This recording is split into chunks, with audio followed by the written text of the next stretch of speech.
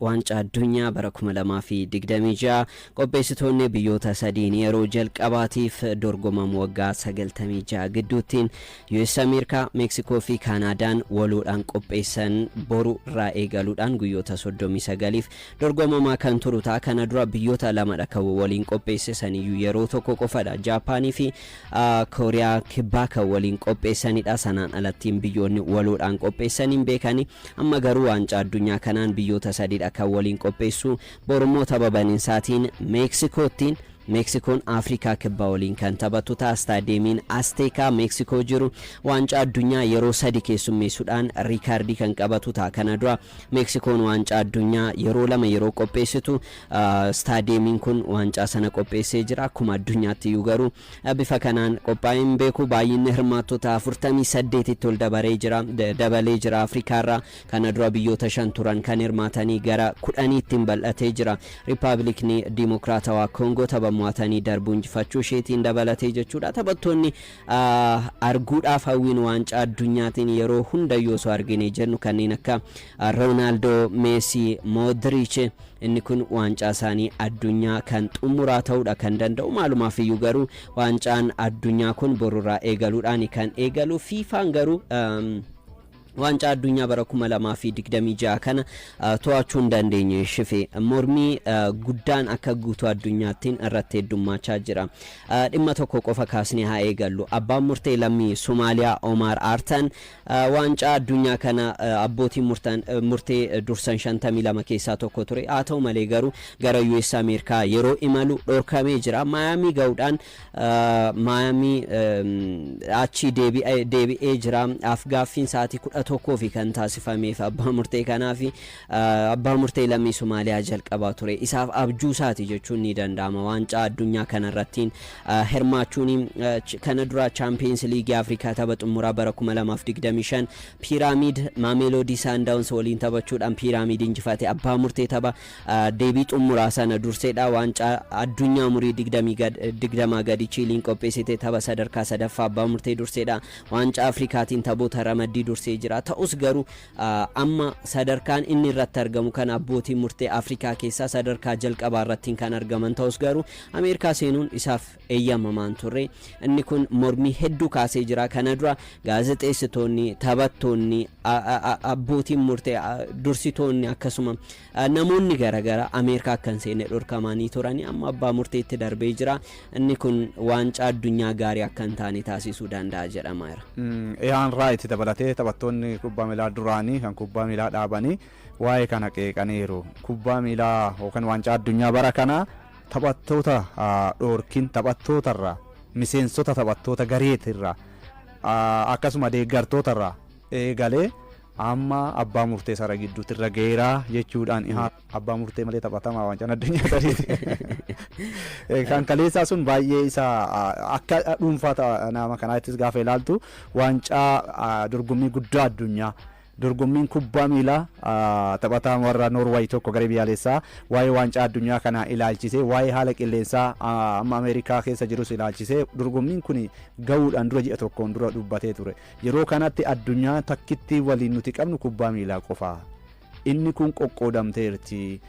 Kutaa kutaadhaan baha giddugala eenyudha jechuudhaan kontinentariidhaan isa garee yookaan immoo ardiidhaan wal qoqqoodanii itti baammateera. Kubbaa miilaa takkittii kanan walaan tuqinaadha jedhee ture taphataan sun. Garuu kubbaa miilaa tuttuqqii irraa dhaabuun hin danda'amne. Amma Infaantinoon kubbaa miilaa yookaan waancaan addunyaa to'annoo isaatiin ala ta'eera. Harka Doonaald Tiraampiin akka barbaadametti micciiramee socho'ama yeroo jedhamaa turettidha.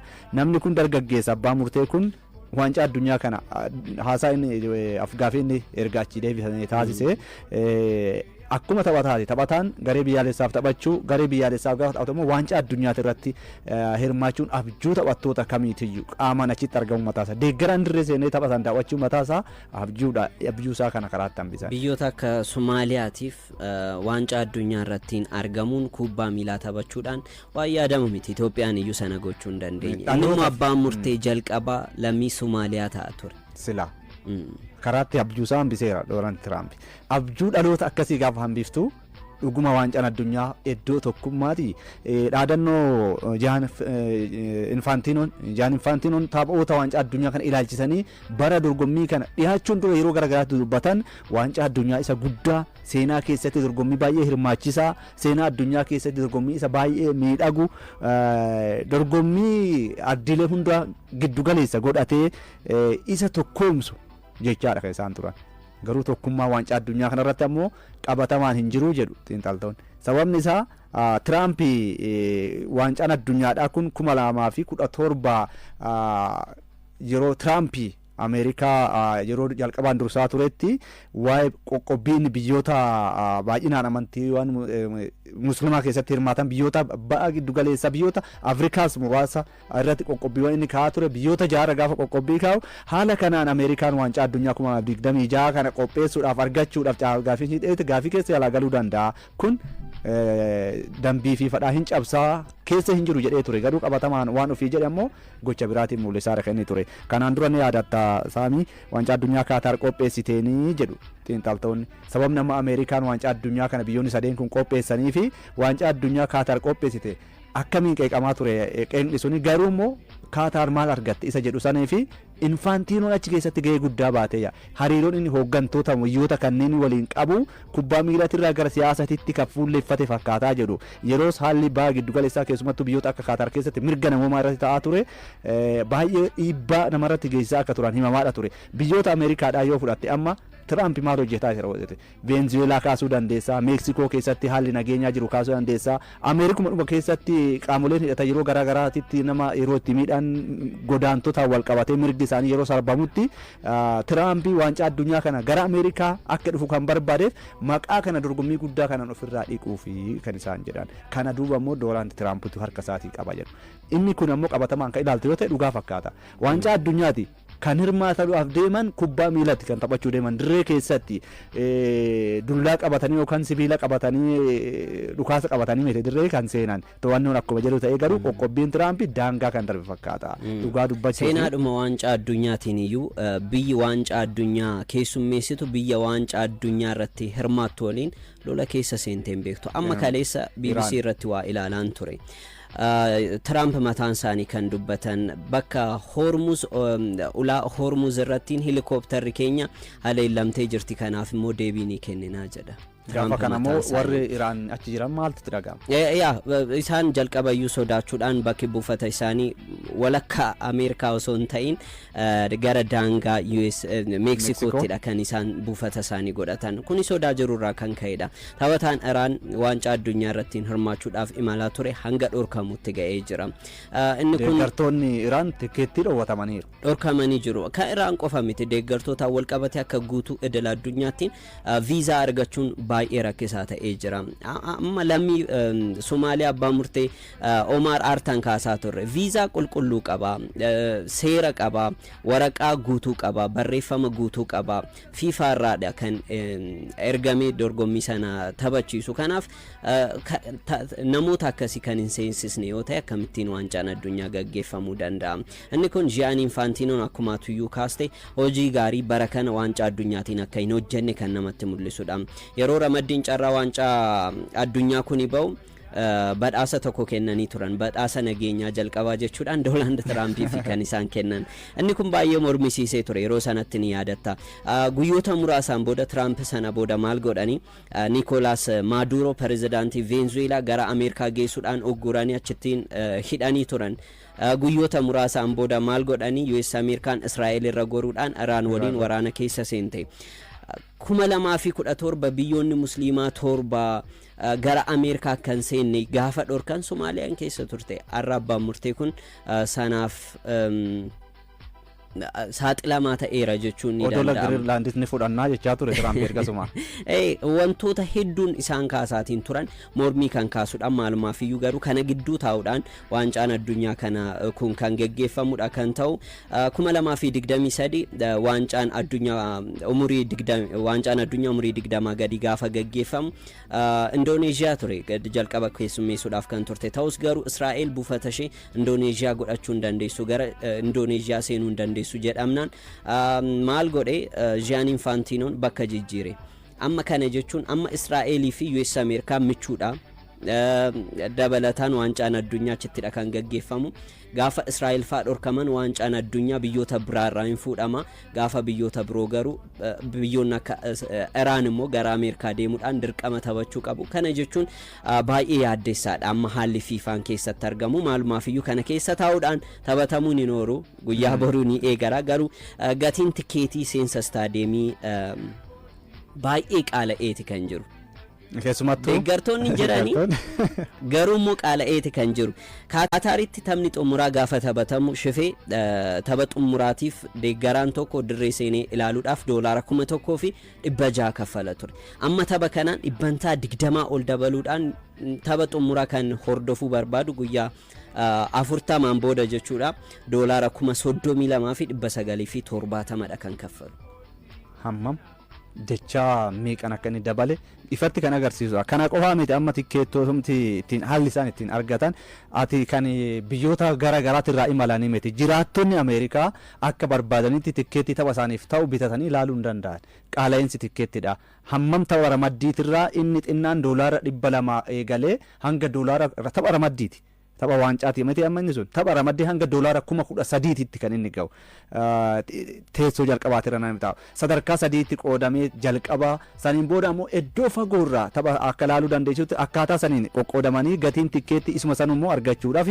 baay'ee qaala'insa guddaa keessatti kan isaan argamanii walumaa gala waancaa addunyaa qaaliidha yookaan immoo maal jennaan gatiin isaa baay'ee ol ka'e seenuudhaaf kan deeggartootaaf hin mijanneedha ifatti kan agarsiisu kun jalqabarraa waldaan deeggartoota kubbaa miilaa addunyaas waa'ee kanaaf FIFA qeeqadha ture FIFA ofirraa deebisaadha kun ammoo gama biraatiin Infantinoon daldala keessa seeneera jedhu xiinxaltoonni fakkeenyaaf amma galiin tikkeettii kanarraa argamu waliigalaa seenaa waancaa addunyaa keessatti maallaqa isa guddaa hanga $9 biliyoona 9 argachuu danda'a FIFAni kanaaf ammoo Tiraamp waliin hariiroon Jaan Infantinoon godhatee filannoo isa itti aanutiif of qopheessuudha jedhu biyyoota miseensa waldichaa ta'an yookaan FIFAdhaa ta'anii fi hanga $2 biliyoona 2.7 ta'u maallaqa kanarraa ni qoodu bu'uuraalee misooma ispoortii achi keessatti iddoo giddugala leenjii hojjetu isa itti aanuuf Jaan Infantinoon ammas irra deebiin filannoo isaanii akka mo'atanii isaan gargaaruudha kan inni danda'u siyaasa hojjetataa jechuudha gama biraatiin Jaan Infantinoon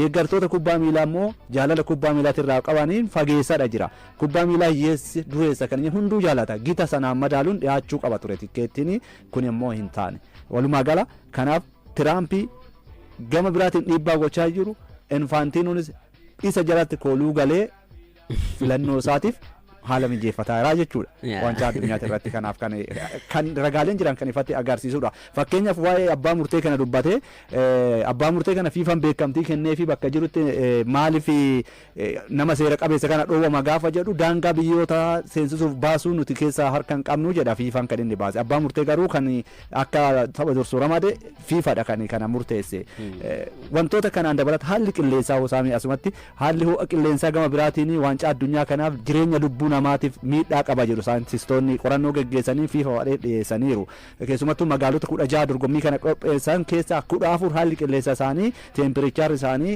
28 inni xiqqaan hanga 32 magaalota kanneen keessaa istaadiyoomota gurguddoo keessatti hanga digirii seelsiyesii 40 ta'uu danda'a jedha waancaa kilaboota addunyaa ganna darbanii yaadattami hanga taphattoonni miseensota doormii keessa ta'anii tapha laaluutti kan isaan ga'an kutaa hidhannoo keessa ta'anii jechuudha ammas kuni ta'uu danda'a jedhu saayintistoonni magaalota kanneen keessatti haalli qilleensaa akkam ta'a inumaayyuu guyyaa guyyaatti aarri warshaa keessaa ba'u magaalota kanneen keessatti qilleensi daranuu akka faalamu jiraachuudhaaf dhukkuboota akka onneetiin dirree keessatti taphattoonni wallaalanii akka kufan gochuu danda'a jedhamaatiin jira waancaan addunyaa kun tariiti bara kana seenaa keessatti akkuma amma odeeffamu waancaa isa baay'ee fokkisiisaa yookaan immoo jibbisiisaa ta'uu danda'a.